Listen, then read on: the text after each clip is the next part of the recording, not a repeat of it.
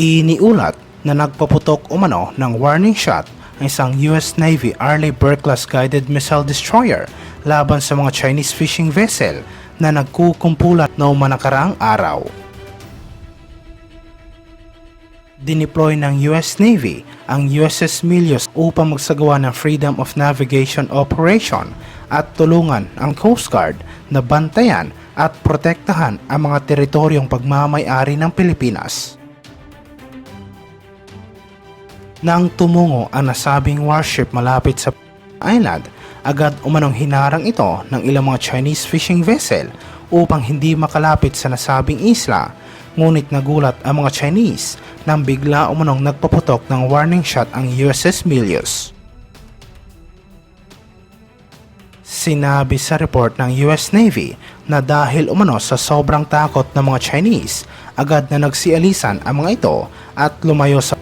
island, at idinagdag nito na iligal at delikado umano ang ginawang pagharang ng Chinese militia sa kanilang warship.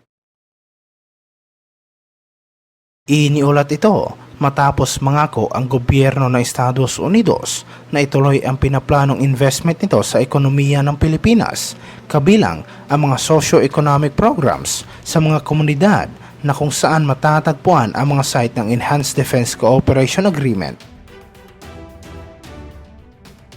Sinabi ni Department of National Defense Secretary na nangako umano ang gobyerno ng Estados Unidos sa ginawa nilang ministerial dialogue sa Washington DC, na kung saan ay dinaluhan ng mga defense at foreign ministers ng Pilipinas at Amerika.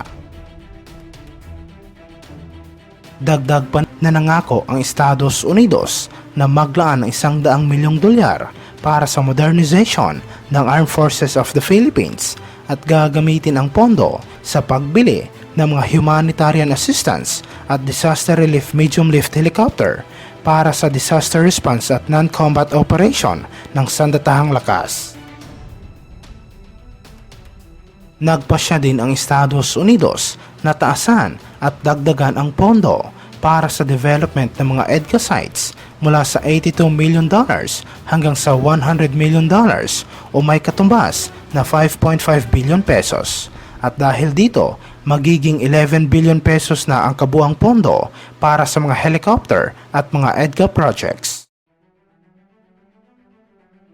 Sinabi ng iba't iba mga proyekto sa mga EDCA sites na ito na kung saan karamihan ay para sa warehousing at storage ng mga humanitarian assistance and disaster relief related na mga kagamitan ay inaasahang makokompleto sa huling bahagi ng taong ito. Ang mga kasalukuyang lokasyon ng mga military base para sa mga American troops sa ilalim ng EDCA ay kinabibilangan ng Antonio Bautista Air Base sa Palawan, Basa Air Base sa Pampanga, Fort Magsaysay sa Nueva Ecija, Lumbia Airport sa Cagayan de Oro at Benito Ebuen Air Base sa Mactan, Cebu.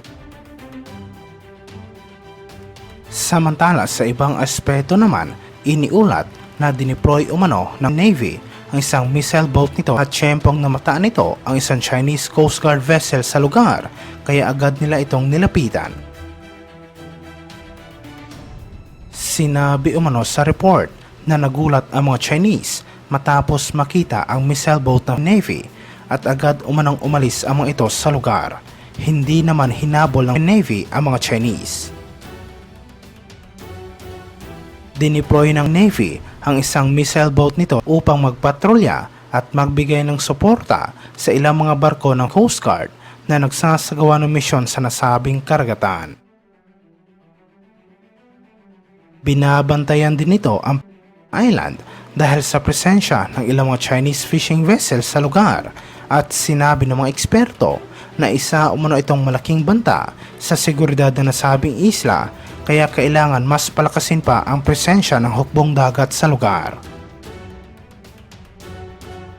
Ito ay matapos sinundan at hinarang ng isang Chinese Coast Guard vessel ang dalawang barko ng Philippine Coast Guard na patungo sana sa Ayungin Shoal sa West Philippine Sea, ayon sa isang security monitoring group na nakabase sa Estados Unidos.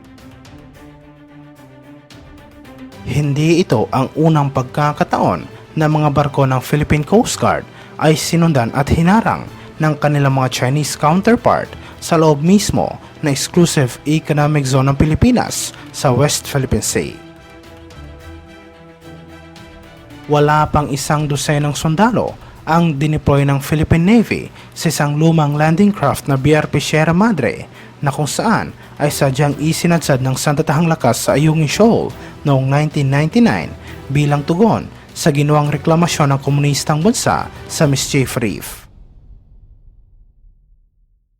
Samantala, sinabi ng Armed Forces of the Philippines na mga karagdagang lokasyon para sa Enhanced Defense Cooperation Agreement ay posible pa umanong palawigin upang madagdagan pa ang kakayahan na proteksyonan ang bansa laban sa anumang pagsalakay o pag-atake.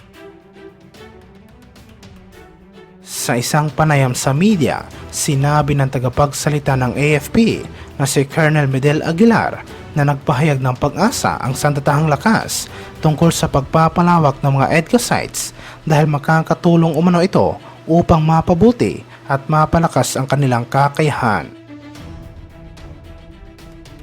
Inihayag kamakailan ng Malacanang ang 4 na mga bagong EDCA sites at ito ang Naval Base Camilo Ucias sa Santa Ana, Cagayan, Lalo Airport sa Lalo, Cagayan, Camp Melchor de la Cruz sa Gamo, Isabela at Balabac Island sa Palawan.